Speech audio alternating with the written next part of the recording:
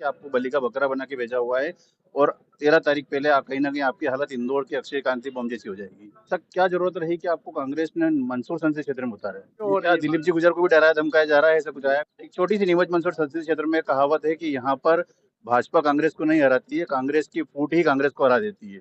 आपस में इतने सारे विधायक, इतने सारे सांसद है जो आपस में लड़के और अपने प्रत्याशी को निपटा देते हैं। आप तक कितना चरितार्थ हो रहा है?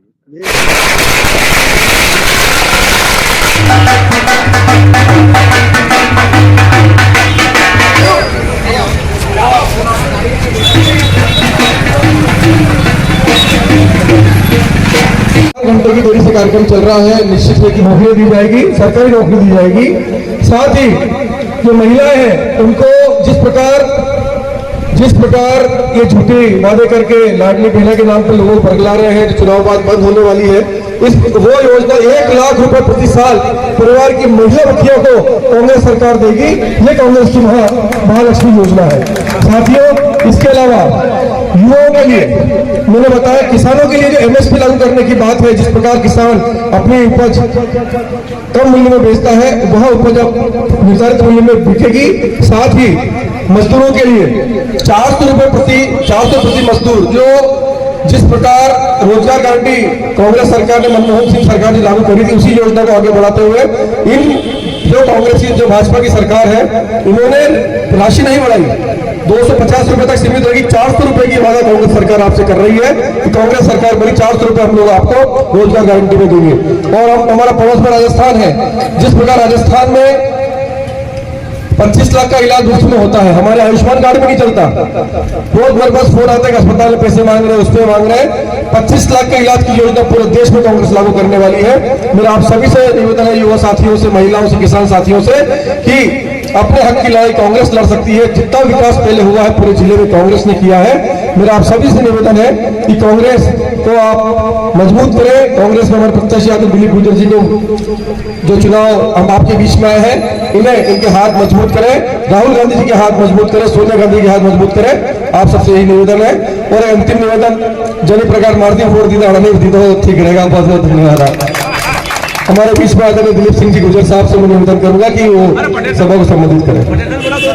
पूर्व वक्ता ने बहुत सी बातें बता चुके हैं आपको, इसको मैं नहीं दोहराते हुए कुछ महत्वपूर्ण बातें आप लोगों से शेयर करना चाहता हूँ। हमारी सरकार आएगी तो गरीब परिवार की, प्रत्येक परिवार के एक सदस्य को 1 लाख रुपए का उनके खाते में डाले जाएंगे, मतलब 8,500 रुपये महीना गरीब परिवार की महिलाओं को खाते में डाले जाएंगे।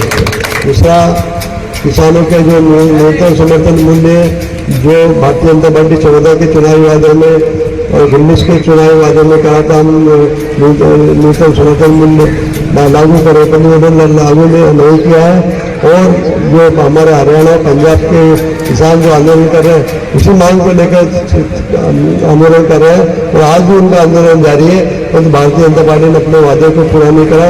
कांग्रेस सरकार आएगी तो न्यूनतम समर्थन मूल्य हम लागू करेंगे, जिससे कि किसानों का मूल्य, अभी तो व्यापारी लोग तय करते हैं कि गेहूँ कितने बिकेगा, सोयाबीन कितने बिकेगी, नीलाम बनेगी। तो हमारी सरकार तय करेगी कि जो सरकार ने तय कर दिया गेहूँ 3,000 कुंटल बिकेगा, तो 3,000 रुपये कुंटल से गेहूँ 1.5 पैसा मंडी में कम नहीं होगा, वो ज़्यादा बढ़ के मिलेगा।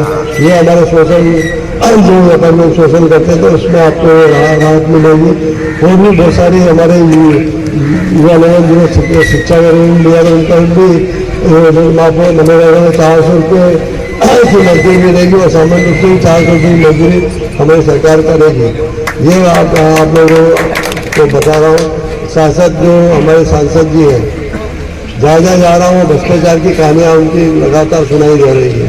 कहीं टैंकर के नाम पर, कहीं कमीशन के नाम पर, कहीं प्रतीक्षालय के नाम पर, इन सब लगाता हूँ। और सबसे बड़ी विशेषता है कि मेरे जीवन में पहले ऐसा सांसद देखा है मैंने, जो गाँव में जाता ही नहीं, ना वोट मांगने जाता है, ना वोट के बाद ना आभार व्यक्त करने जाता है। और पूरा 10 साल होगा, सैकड़ों गाँव मिले मुझे, उन्होंने हमेशा ही कहा, बोले हमारे गाँव में तो आते नहीं, हम लोग पहचानते भी नहीं।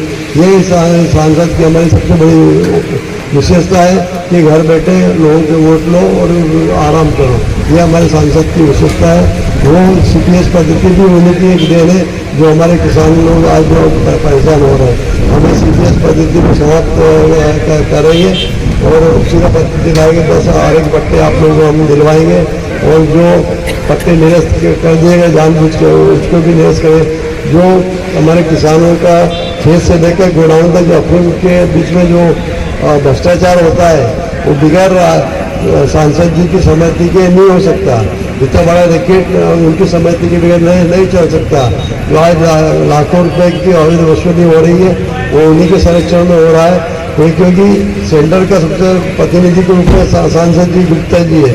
यदि वो चाहे तो अभी हमारे विधायक जी ने चेतावनी दी थी तो एक वीडियो डाला था, अधिकारियों ने भी एक नोटिस निकाल दिया कि आपको कोई पैसा नहीं दिया और सबको ऐसे कैसे ही और डोडर उसके पार्टिसिपेट जो उनको काटा जाए। तो इस प्रकार से पूरा भ्रष्टाचार की जड़ हमारे सांसद जी गुप्ता जी है। वो आपके सुख दुख में सम्मिलित नहीं होते, ना लाइट के संबंध में आप लोगों से बात करते हैं। जब भी आप लोग कभी जाते हैं किसान लोग तो देश विदेश की बातें करते हैं, वो स्थानीय बातें तो करते ही नहीं है। तो मेरा आप सब लोगों से अनुरोध है, जो व्यक्ति हमारे सुख दुख में सम्मिलित नहीं होता है, जो हमारे संघर्षों में सम्मिलित नहीं होता है, हमारे तो यदि हमारा कोई रिश्तेदार यदि 10 साल तक हमारे बीच में नहीं आए तो हम उसको बुलाना बंद कर देते हैं, उसके यहाँ जाना बंद कर देते हैं।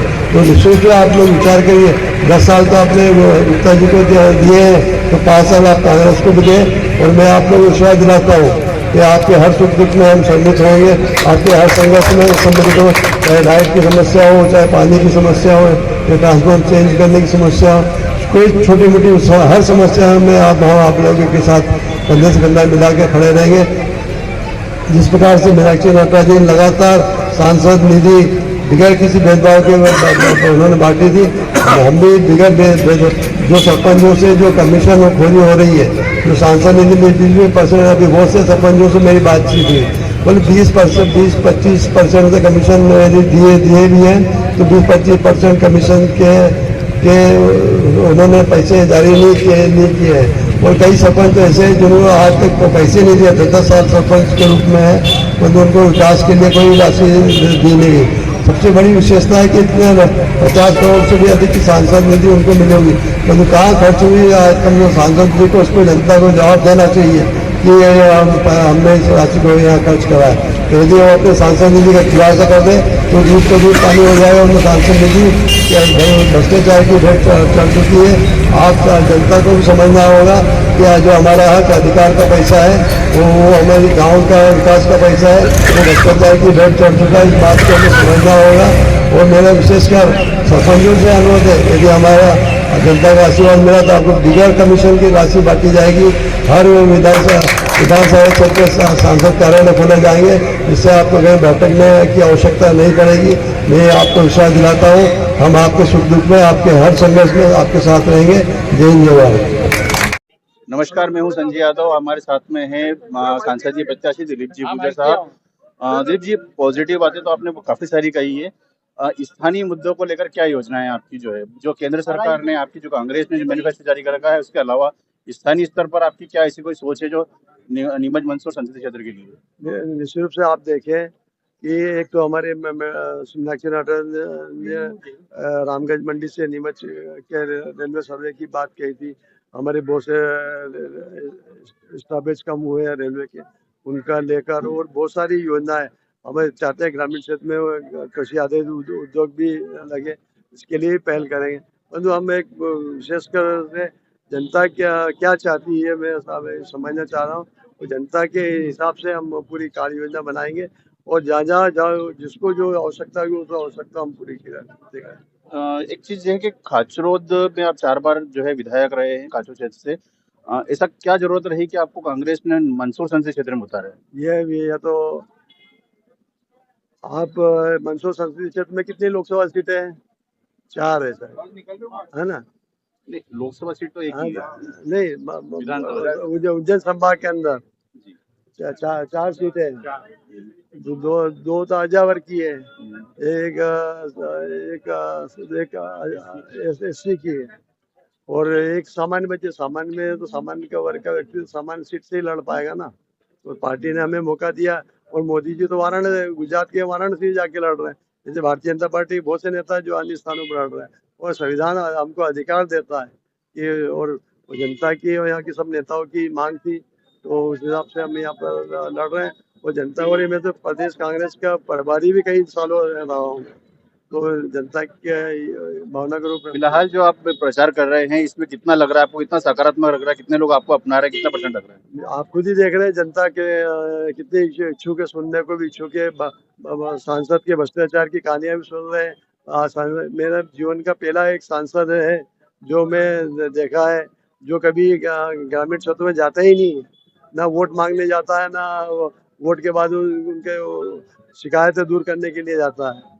तो मेरे अंदर से अनोखे सांसद है हमारे। तो एक आखिरी सवाल थोड़ा सा नेगेटिव है। भाजपा वालों का कहना है कि आपको बलि का बकरा बना के भेजा हुआ है और 13 तारीख पहले कहीं ना कहीं आपकी हालत इंदौर की अक्षय कांति बम जैसी हो जाएगी।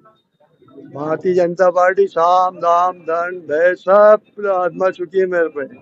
मैं जब निर्दलीय था, जब भी मुझे मंत्री बनने का ऑफर दिया गया था, जब मैं निर्दलीय विधायक था, जब भी मेरे को मंत्री बनने का ऑफर दिया था, कैलाश विजयवर्गीय नागदा की आम सभा में बोल के गए थे, दिलीप भाई आ जाओ हमारी पार्टी, दोनों भाई हम मंत्री रहेंगे, आप चाहे तो मैं उसकी रिकॉर्डिंग भी दे सकता हूँ। मैं उस समय में वो नहीं दिखा पाया। तो बड़ी बात आपने कह दी है, तो थोड़ा सा मैं इसको पूछना चाहूंगा। पूरी बात है उसका दिखा दिया। अभी भी आप देखो सरकार गिनने में कितना करोड़ों रुपए का सब, इन सब से दूरिया।